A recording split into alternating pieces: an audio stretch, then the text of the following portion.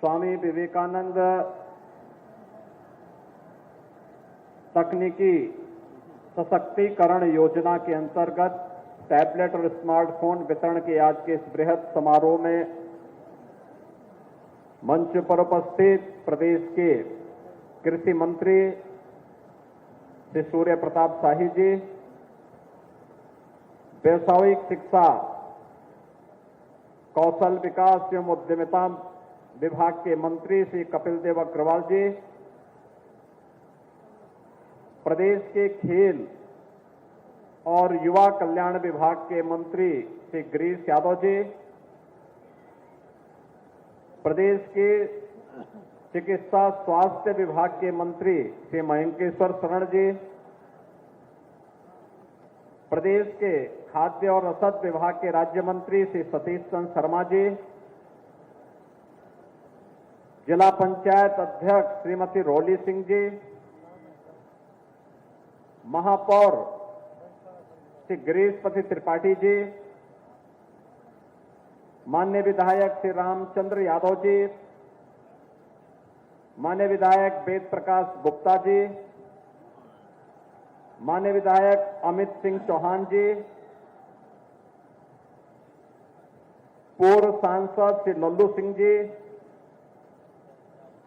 Bharatiya Janata party के जिला के अध्यक्ष श्री संजीव सिंह जी, महानगर अध्यक्ष श्री कमलेश श्रीवास्तव जी, पूर्व विधायक गोरखनाथ बाबा जी, कुलपति आचार्य नरेंद्र देव कृषि एवं प्रौद्योगिकी विश्वविद्यालय प्रोफेसर विजेंद्र सिंह जी, और आज के इस कार्यक्रम में उपस्थित प्रमुख सचिव कार्मिक एवं नियुक्ति विभाग श्री एम देवराज जी, विश्वविद्यालय के सभी आचार्यगण, भारी संख्या में उपस्थित प्रदेश के मेरी युवा शक्ति के प्रतीक नौजवान साथियों, बहनों और भाइयों, आज यह मेरे लिए अत्यंत प्रसन्नता का क्षण है कि अयोध्या के आचार्य नरेंद्र देव जी के नाम पर स्थापित इस कृषि और प्रौद्योगिकी विश्वविद्यालय में मुझे इस रोजगार मेला और युवाओं को तकनीकी दृष्टि से सक्षम बनाने के लिए स्वामी विवेकानंद सशक्तिकरण योजना के अंतर्गत टैबलेट और स्मार्टफोन वितरण के आज के इस कार्यक्रम में आपके बीच आने का अवसर प्राप्त हुआ है। मैं इस अवसर पर जिन नौजवान साथियों को अभी नियुक्ति पत्र और स्मार्टफोन वितरित हुआ है, उन्हें और जिन्हें इसके साथ ही वितरण होने वाला है, उन सभी को मैं हृदय से बधाई देता हूं। उनके उज्जवलमय भविष्य की कामना करता हूं।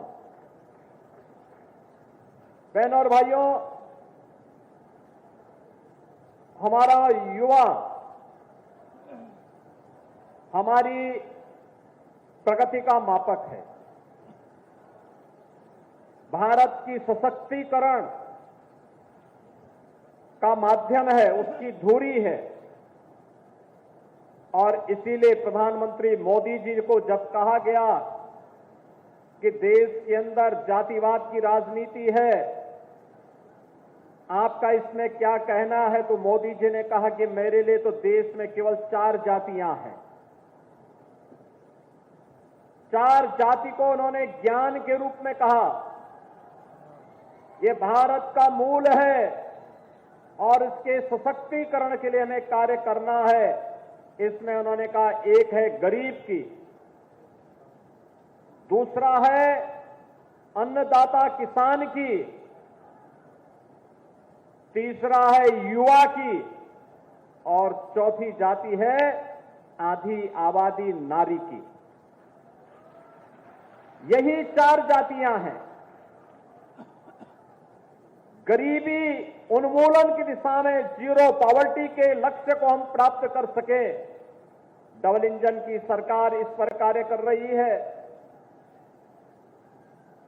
अन्नदाता किसान समृद्ध हो, उसकी आमदनी बढ़े। कृषि और प्रौद्योगिकी विश्वविद्यालय, कृषि वैज्ञानिक और प्रगतिशील किसान मिलकर के इसके लिए प्रयास कर रहे हैं, उसके परिणाम आ रहे हैं।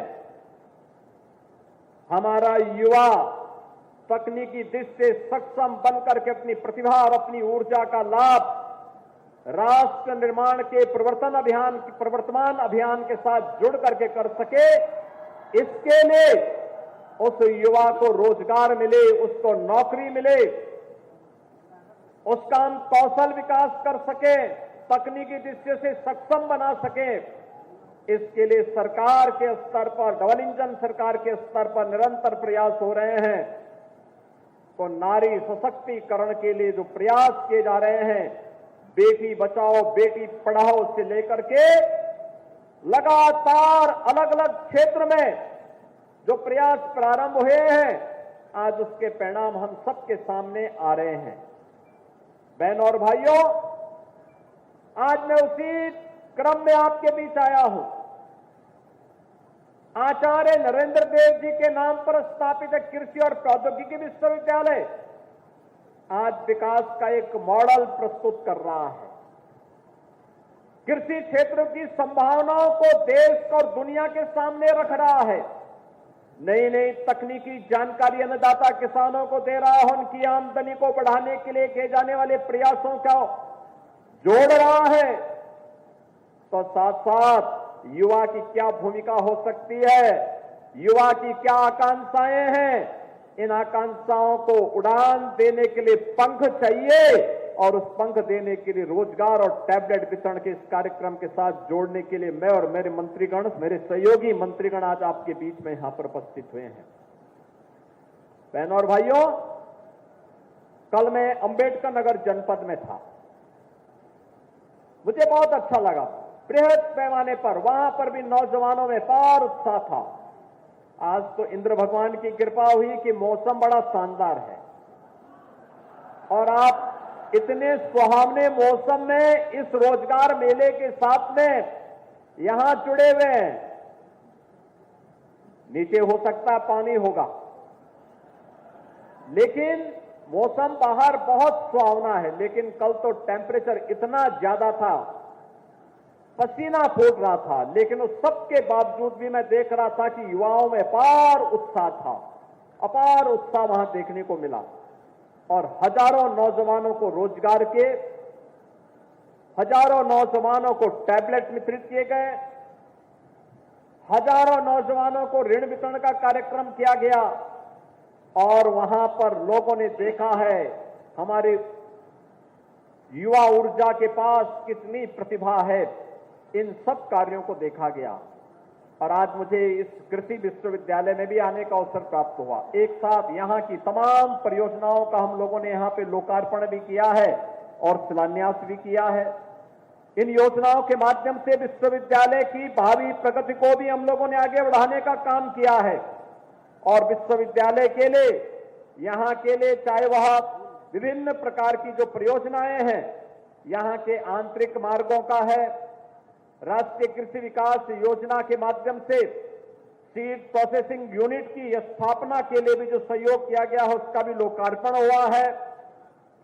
Modernisation of instructional fees form के लिए भी यहां पैसा दिया गया है। इसके साथ ही भारतीय कृषि अनुसंधान परिषद द्वारा जो कृषि विज्ञान केंद्र है सुल्तानपुर, कृषि विज्ञान केंद्र सुल्तानपुर के लिए भी धनराशि जो दी गई थी, उसका भी लोकार्पण का कार्य संपन्न हुआ है। और कुछ कृषि स्नातकों के लिए बनने वाले छात्रावासों के लिए भी, और आज शिलान्यास हुआ है इस विश्वविद्यालय का अपना एक 35 करोड़ की लागत का स्टेडियम, एक यहां पे ऑडिटोरियम बन सके।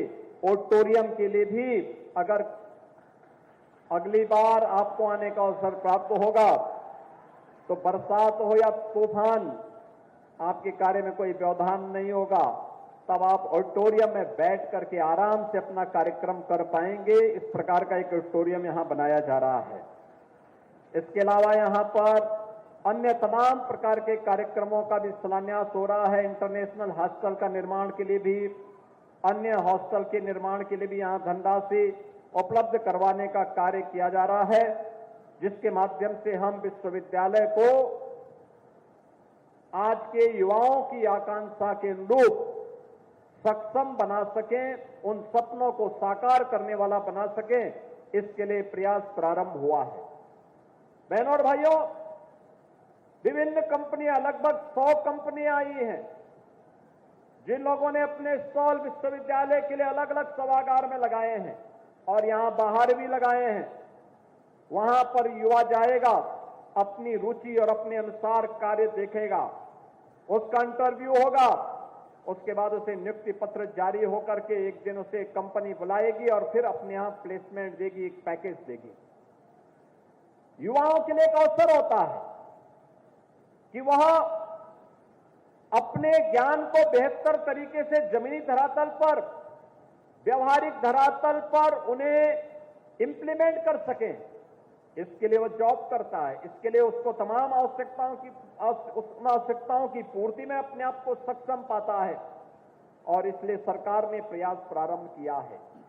आज सरकार के लिए कदमों का परिणाम है। जब सरकार सकारात्मक होती है, आपकी भावनाओं को समझने वाली होती है, तो बहनों और भाइयों, नौकरी की कमी नहीं होती है। याद करिए, आज से 7 वर्ष पहले इसी उत्तर प्रदेश में क्या हालात थे। हर तीसरे दिन दंगा होता था, पर्व और त्योहार शांतिपूर्ण तरीके से नहीं मनाया जाता था, बेटी और व्यापारी दोनों की सुरक्षा खतरे में रहती थी, प्रदेश में माफिया राज और जंगल राज की स्थिति थी।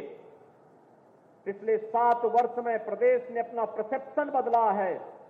आज उत्तर प्रदेश सुरक्षा और कानून व्यवस्था का तो मॉडल बना ही है, देश के अंदर निवेश का ड्रीम डेस्टिनेशन के रूप में उभर करके दुनिया के निवेश को अपने यहां आकर्षित करने में सफल हुआ है। प्रदेश में जो निवेश आ रहा है, इसका परिणाम है कि हमने लाखों नौजवानों को नौकरी उनके गांव और उनके घर में देने में सफलता प्राप्त की है। 1,62,00,000 से अधिक नौजवान इस निवेश के माध्यम से अब तक नौकरी और रोजगार प्राप्त किए हैं। स्वरोजगार के लिए 1 डिस्ट्रिक्ट 1 प्रोडक्ट की योजना, विश्वकर्मा श्रम सम्मान और पीएम विश्वकर्मा की योजना, पीएम स्वनिधि की योजना, पीएम रोजगार की योजना जैसी तमाम योजनाओं के साथ ही प्रधानमंत्री मुद्रा योजना ने भी आर्थिक स्वावलंबन का मार्ग प्रशस्त किया है। और इन्हीं कार्यक्रमों की श्रृंखला में प्रदेश सरकार ने 6.5 लाख नौजवानों को सरकारी नौकरी देने में भी सफलता प्राप्त की है। आज मैं आपके सामने एक खुशखबरी और लेके आने आया हूं। अभी 23, 24, 25 और फिर 30 और 31 अगस्त को पुलिस भर्ती की प्रक्रिया हमारी आगे बढ़ रही है, जिसमें 60,000 से अधिक नौजवानों को हम भर्ती करने वाले हैं। ये 60,000 जो भर्ती होने वाली है, इतनी बड़ी भर्ती उत्तर प्रदेश के इतिहास में कभी नहीं हुई। और इस भर्ती के साथ एक और चीज जुड़ रही है कि 20% सीटें इसमें ऐसी होंगी जिसमें केवल बेटियां भर्ती होंगी, और उनकी भर्ती के लिए हम लोगों ने एक व्यवस्था बनाई है। मैंने कल भी कहा था, ये बेटियां इसलिए भर्ती कर रहे हैं जो सड़क और चौराहे पर, किसी अन्य जगहों पर महिलाओं के साथ छेड़छाड़ करने वाले, बेटियों के साथ छेड़छाड़ करने वाले सौदों को भी ठिकाना लगाने का काम ये बेटियां कर सकें। इसके लिए हम उन्हें पुलिस की भर्ती में प्राथमिकता के साथ आगे बढ़ाने का काम कर रहे हैं। बहनों और भाइयों, एक तरफ मोदी जी बेटी पढ़ाओ बेटी बढ़ाओ के साथ आगे कार्य कर रहे हैं। मोदी जी ने नारी सशक्तिकरण बंधन अधिनियम के माध्यम से देश की संसद में और प्रदेशों की विधानसभाओं के लिए सुनिश्चित किया है कि उन्हें भी संसद में और विधानसभाओं में जाने का अधिकार मिलना चाहिए। देश की नई संसद का कोई अधिनियम पहला पारित हुआ तो मातृशक्ति के लिए समर्पित नारी बंधन सशक्त शक्ति अभिनंदन का एक कार्यक्रम विधेयक था, नारी शक्ति बंधन अधिनियम था, जिसके माध्यम से उन्हें संसद में और विधानसभाओं में 33% सीटों पर भी चुन करके जाने का अधिकार प्राप्त हुआ। और दूसरी तरफ वे लोग हैं, कल मैं देख रहा था समाजवादी पार्टी के नेता का बयान में पढ़ रहा था, वो बोल रहे हैं समर्थन कर रहे हैं उन दुष्कर्मियों का जिन्होंने कोलकाता के अंदर एक डॉक्टर के साथ सामूहिक दुष्कर्म करने वाले दुष्कर्मियों का समर्थन कर रहे हैं। तनिक तो शर्म करनी चाहिए। लेकिन बहनों और भाइयों, संस्कार कभी समाप्त नहीं होते। ये वही लोग हैं जो कहते थे दुष्कर्मियों के लिए कि लड़के हैं गलती कर देते हैं। इन लोगों से कैसे आप उम्मीद करते हैं? कैसे उम्मीद करते हैं? ये वही लोग हैं जिन्होंने इसी अयोध्या में एक गरीब अति पिछड़ी जाति की बालिका के साथ हुए रेप की घटना पर बड़ी बेशर्मी के साथ उन अपराधियों को बचाने का काम किया था। और आप बताइए, ऐसे दुष्कर्मियों के खिलाफ कार्रवाई होनी चाहिए कि नहीं होनी चाहिए? कार्रवाई होनी चाहिए कि नहीं होनी चाहिए? अरे बेटी तो बेटी है, उस बेटी को सुरक्षा मिलना चाहिए कि नहीं मिलना चाहिए? और यहां पर भी हमने कार्रवाई की और इनके एक नेता कन्नौज में भी वैसे पकड़े गए, जैसे लगता है पार्टी का चरित्र ही ऐसा हो गया इनकी। और इसीलिए दुष्कर्मियों का बड़ी बेशर्मी के साथ लोग समर्थन कर रहे हैं। लेकिन बहनों और भाइयों, आज भी उनकी वह आदत छूटी नहीं। लेकिन आदत सुधारने के लिए कानून भी है, कानून का डंडा भी है, और कानून का डंडे का इस्तेमाल करके ऐसे दुष्कर्मियों के साथ सख्ती से निपटने का काम तो होगा ही। 17 के पहले जब इनकी सत्ता थी, तब ये युवाओं के हकों में भी ऐसी डकैती डालते थे। याद करिए, तब हर नियुक्ति विवादित होती थी, युवाओं के साथ अन्याय होता था, बिना पैसे के कोई नौकरी नहीं मिल सकती थी, और नौकरी में भी भेदभाव होता था, कोर्ट को, न्यायालय को स्टे करना पड़ता था। आज मैं कह सकता हूं, हमने 6.5 लाख नौजवानों को नौकरी दी, लेकिन इसकी शुचिता और पारदर्शिता पर कोई प्रश्न नहीं खड़ा कर सकता है। पूरी ईमानदारी के साथ उत्तर प्रदेश के नौजवानों को नौकरी दी है, और आगे भी हम इस बात को कहेंगे कि चिंता मत करिए, डबल इंजन की भाजपा सरकार है, युवाओं के साथ कोई अन्याय नहीं कर पाएगा।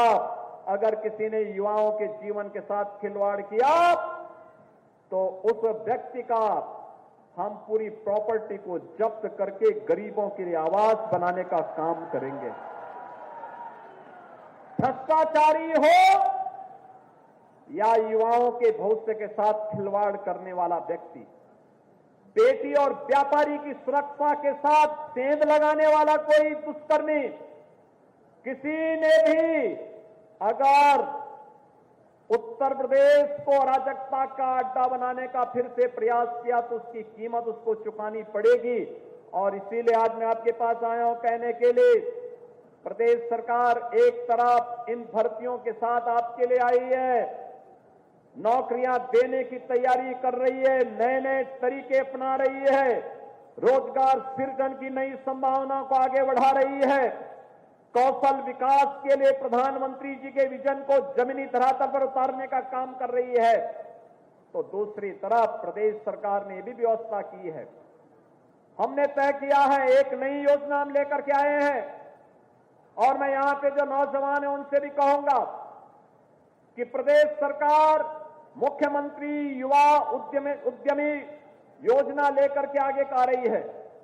10 लाख एमएसएमई यूनिट हम लगाने के लिए एक बड़ी कार्य योजना आगे बढ़ा रहे हैं और जो भी युवा इसके साथ जुड़ना चाहेगा उसका प्रशिक्षण करवाने के साथ ही 5 लाख रुपए पहले चरण में ब्याज मुक्त ऋण उसको उपलब्ध करवाने का काम सरकार करेगी। ब्याज मुक्त, कोई इंटरेस्ट नहीं, डिजिटल पेमेंट के साथ हम उसको जोड़ेंगे।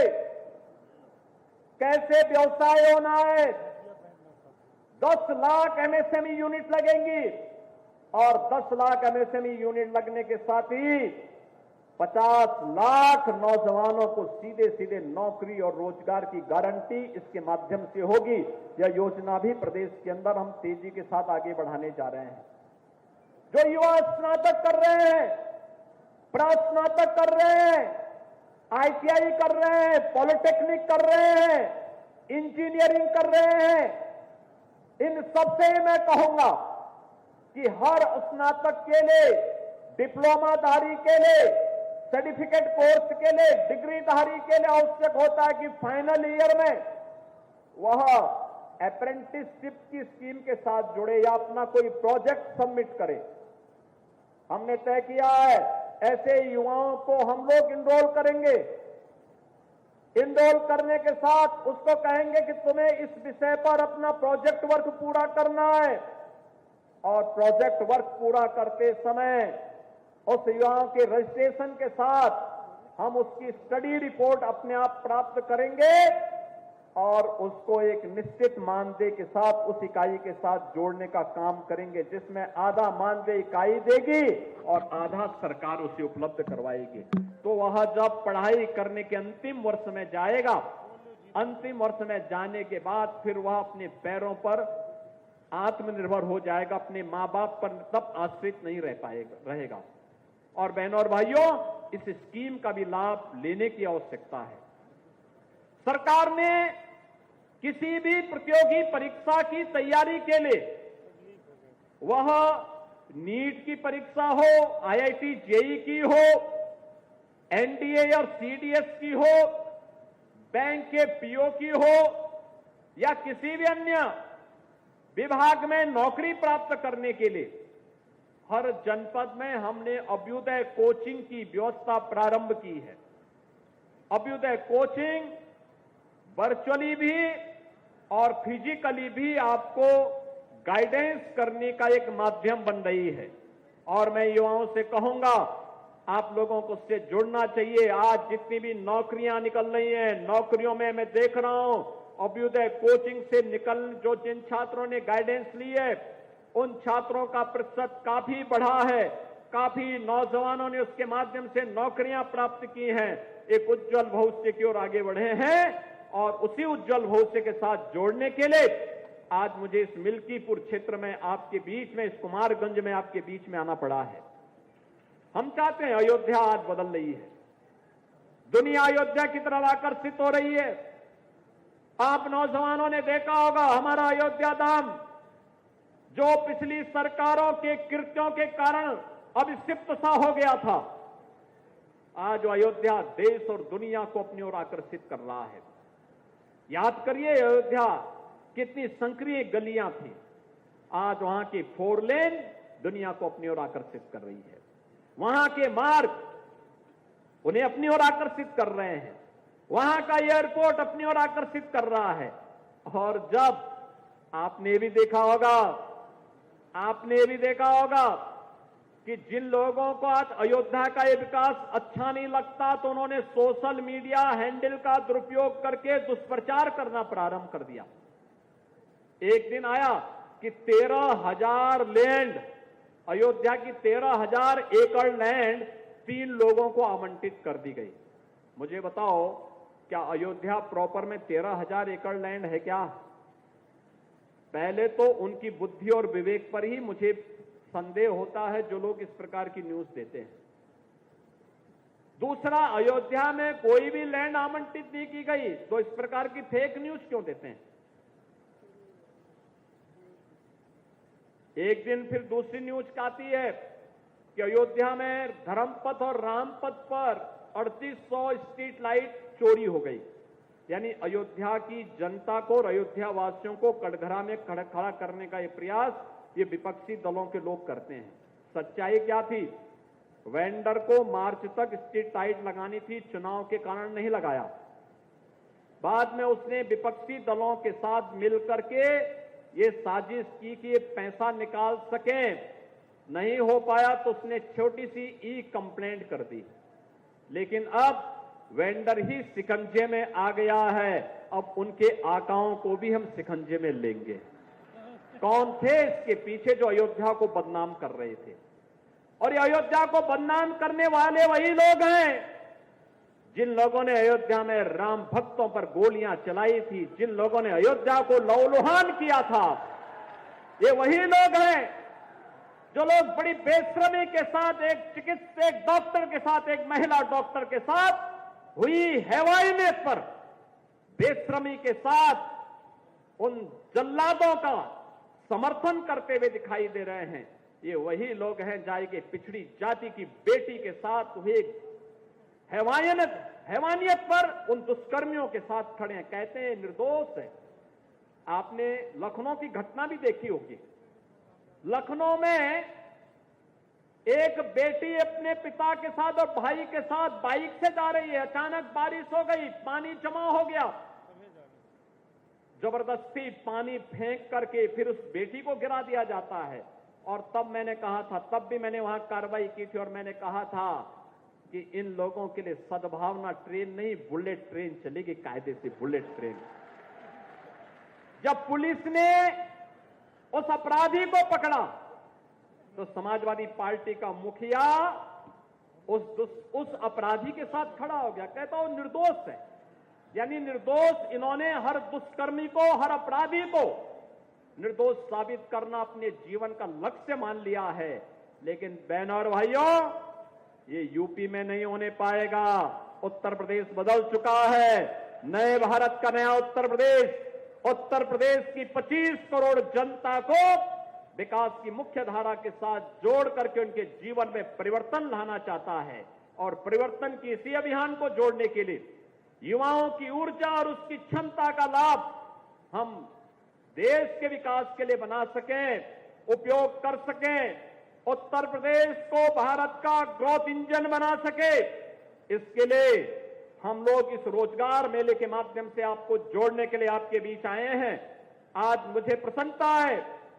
मैं तो सोच रहा था कि इतनी सुबह रात्रि भर बारिश पड़ी, कैसे कार्यक्रम हो पाएगा, लेकिन मैं आपका अभिनंदन करूंगा और आप सबके उत्साह के लिए आपका मैं अभिनंदन करूंगा कि आपने यहां पर आकर के इस कार्यक्रम को सफल भी बनाया और रोजगार के साथ जोड़ करके अपनी ऊर्जा का परिचय भी दिया, प्रतिभा का परिचय भी दिया।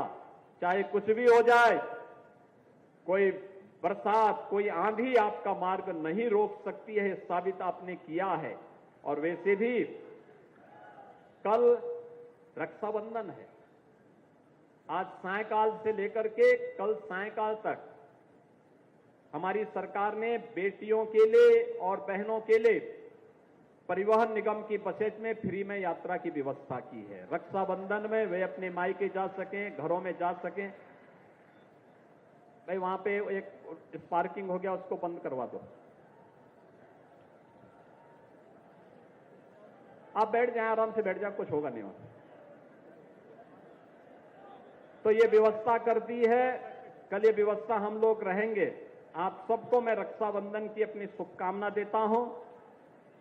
दूसरा, 26, 23, 24 और 25 को और 30, 31 को पुलिस की भर्ती होगी। जो भी इच्छुक हैं, जिन्होंने फॉर्म भरे हैं, वे अपनी भर्ती की प्रक्रिया के साथ जुड़ें। और 26 और 27 को श्री कृष्ण जन्माष्टमी का कार्यक्रम भी होगा।